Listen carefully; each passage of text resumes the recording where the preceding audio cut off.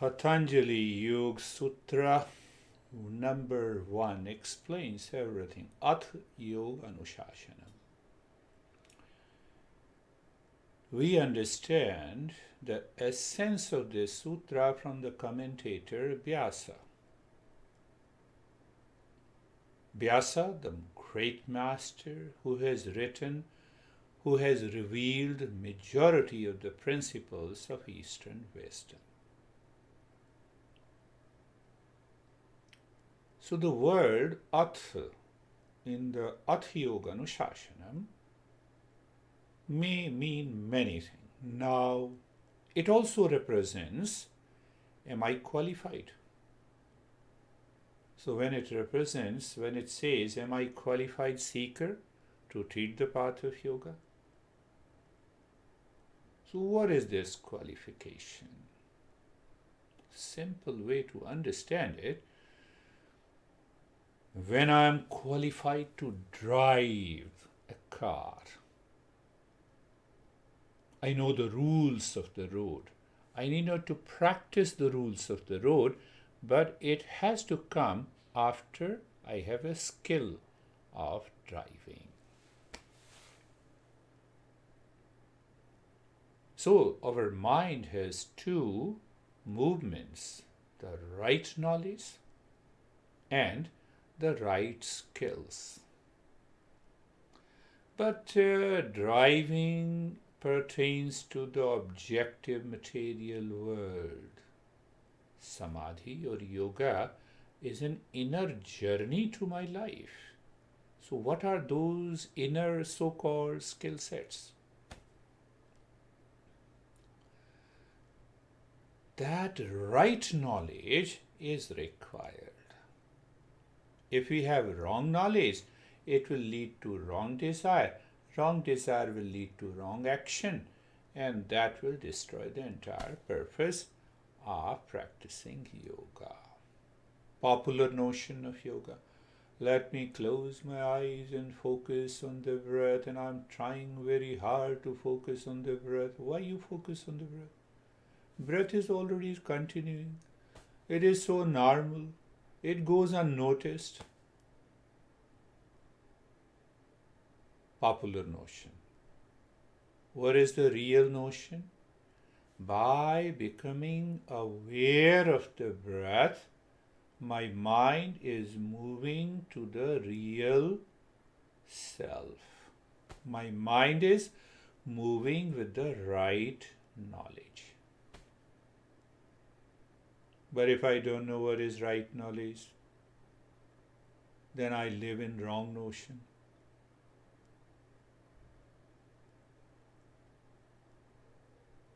Viveka khyati viplava hanupaya. What is the method? Patanjali is talking about hanupaya method. Viveka khyati. Viveka means discernment. When that knowledge of the discernment is settled in the mind, is the hanupaya, is the method. We simply cannot take for granted as a popular notion, let me practice, meditation will happen, awakening will happen. So why don't we sit inside the car, knowledge of the driving will happen. That's why we hire a driver teacher to learn practically. So that viveka khyati viplavahanupaya, viveka means discernment. And discernment means I have to awaken the faculty in the intellect to be able to separate what is real, what is unreal. And then allow the mind to perceive the world, but inside I maintain that awareness. What is real and what is unreal. A real and unreal is a reference point by which we start, we progress, and we reach to the ultimate, then nothing remains.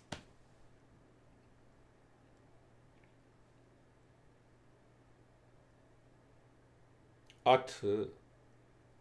Ath represents now I am a qualified seeker. And the first principle is viveka. Viveka means discernment. Discernment means to separate the mixture of real and unreal. Whereas there is a sesame seed and there is a sand. I separate the two. That is a viveka at the material level. When we separate water from the milk, a little bit complex process. But understand that in case of milk and water, in case of sesame seed and the sand,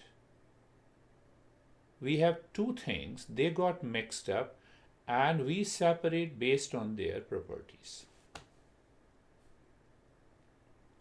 Now the big problem comes for that. The Eastern wisdom says you have to learn and listen from the teacher. Not only once, again and again and again, until there is a clarity and conviction about real and unreal. So what is the catch here? What is the complexity? The real and the unreal. Or you can say ignorance and the wisdom. Or to simply understand darkness and the light. What is darkness? Absence of light. Does darkness has an existence? No. Does what is unreal has an existence? No. How can I separate? So viveka is a pointer. First we start with our ignorant mind. That ignorant mind says, here it is unreal. And as the mind progresses, goes into a deeper meditation, the darkness is gone. So once we have that clarity, which is viveka. So can the viveka take place in just by simply talking and speaking? No. Learning, listening again and again from the teacher. Why I give importance to the teacher? I spent 26 years with my master, listening again and again and again. And he, as if he personalizes the teaching, every time his talk is different, based on the same principle. Why it is so? I realized much later, because of listening the same principle with a different expression, uproots that ignorance in the mind. Now the mind stops doubting. There is a doubt-free mind. There is a clarity and conviction. As it grows, it turns into dispassion. Dispassion in Sanskrit is known as vairagya. Popular notion of vairagya, renunciation. Go to the Himalayas, sit there. So what you are going to do in the Himalayas? You are going to do the same thing what you are doing in the world outside. You have simply changed the place. Or you can give a label to your house. Himalayas. Will that change you? So dispassion is inner change in the mind based on discernment, based on viveka.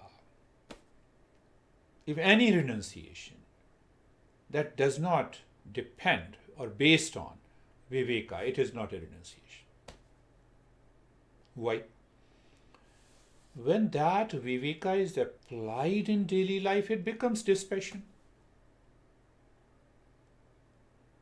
So now we have two qualifications, viveka and vairagya.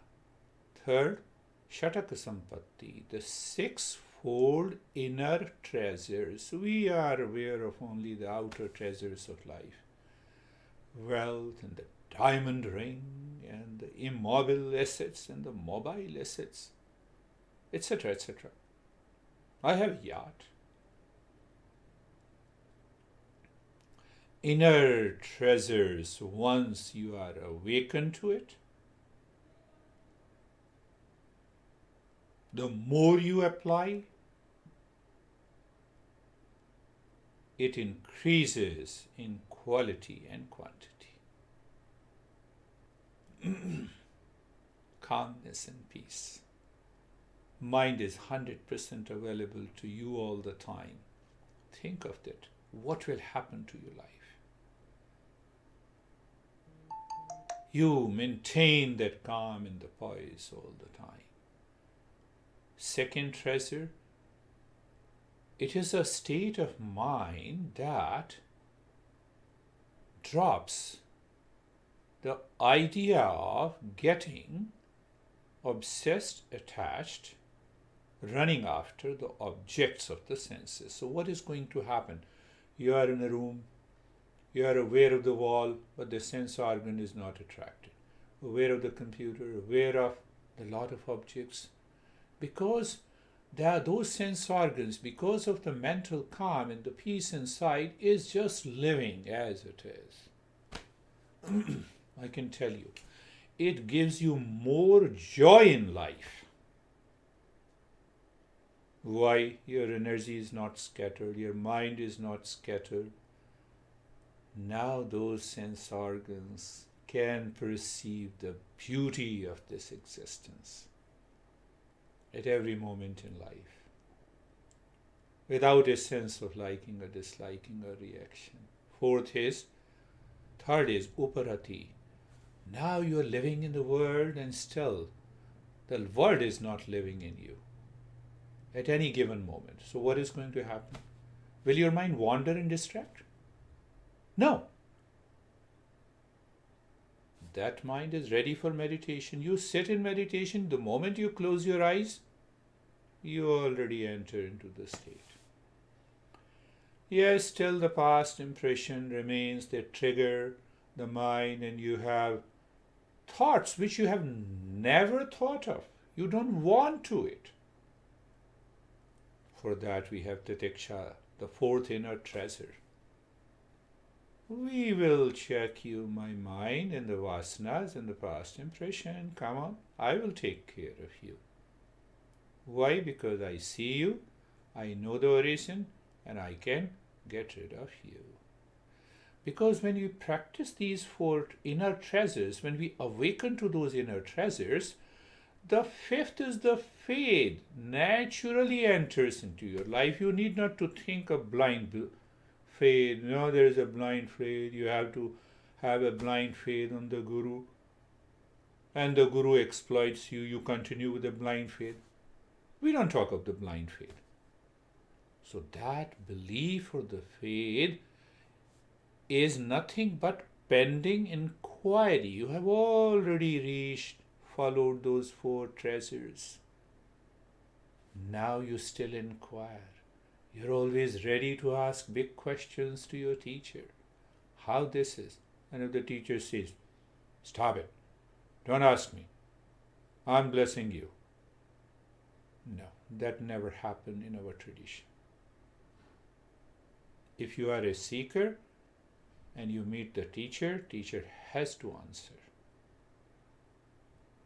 And the last one is samadhanam, equivalent to samadhi.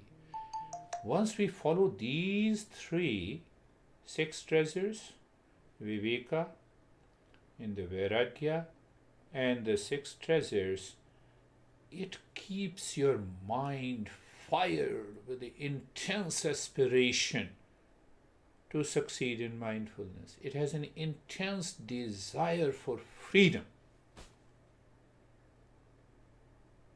Now, you are living into these traits that you are awakened to. What that means, you are a qualified seeker. The first word, atha, in the first sutra, Atha Yoga Anushashanam, means now you are a qualified seeker to tread the path.